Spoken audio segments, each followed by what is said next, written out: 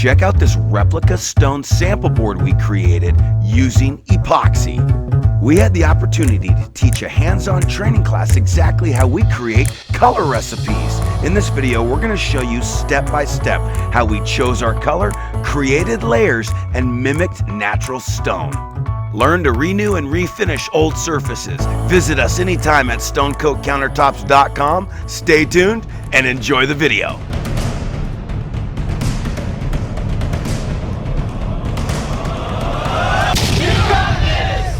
Remember, when you subscribe to our channel, click on the red subscribe button and be sure to ring the bell so you get notified every time we have a new video. Thanks again.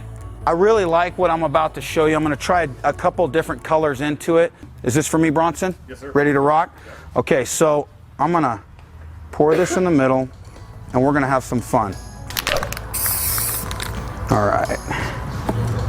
I really like using black for a background for this kind of a technique.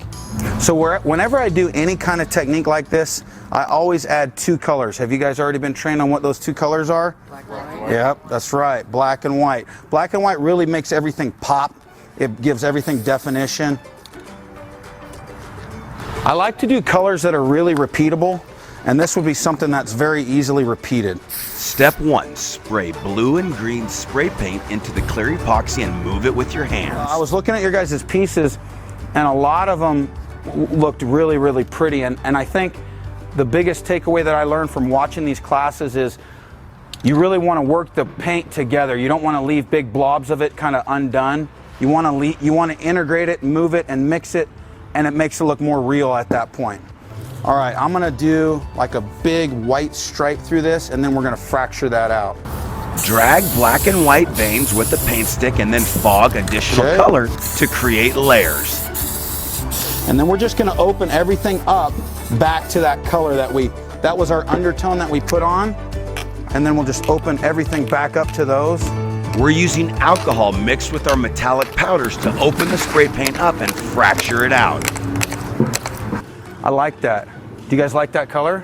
Yeah. So I could come back later too and do another layer, and the timing really helps me. And where you find that out is the drips underneath will tell you how set your epoxy is or how set it isn't. So I think what I'll do is I'll just put a river right here, kind of where I've got that white. I'm not super thrilled with that white, so let's kind of cover it up a little bit. By adding more effects and more layers, we create more realism. Black metallic. How many of you grabbed the wrong spray paint? We were taught to put the cap back on. Yeah. I'm so glad that you said that. Thank you, sir. That was from the OCD teacher they have. I like it. I like that rule. Putting the cap back on will help you later in life, for sure. If you can't tilt it, the heat gun is the way to move things. By moving the color with air, you create natural movement. Whenever I move stuff with a heat gun, I like to put things in straight and then give it an abnormal shape with heat and air, as opposed to trying to put squigglies in with the paint stick. By moving the white river that we added with the paint stick on top is starting to give it beautiful realism. My brother Mitch and I have done a lot of granite installs and stuff like that, and exotic colors like with that teal or blues or anything like that is always an expensive slab. So when you're able to make a color like this, it typically commands more attention. Like, whoa, that looks like rock, but that color's unique. And so that's why we would do a lot of pieces with this kind of a look to stop people in their tracks. I like that the vein isn't perfect too. It's not centered. You know, if you wanted to move it a little bit, drag that. You see how that's dragging with it? You probably don't want to go too far. But it's looking cool. Cool, now we're more centered. Any color recipe that we create always gets a clear coat the next day, just using our same epoxy with no color added. I think we'll leave it be. I like it. I'll put the caps back on. Think y'all could do something like this? So easy. It is easy though. It is, you know, and especially if like my biggest #1 thing is don't undermix the colors. Don't try to keep them segregated. Mother Nature forces those colors together through heat and pressure, so do the same. That's the beauty in it, is making it look real. If you try to keep them away from each other, it looks like what I call a play school countertop. It looks homemade. And see, he never knows when to stop. I like having just some spots that are a little different color, you know, like adding just a chunk of that right there.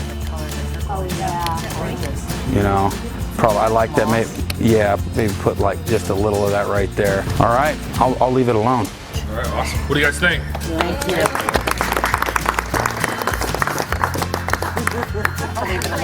Now you'll I don't think leave it alone, me. Yeah. Yes. No. Yep. You got this.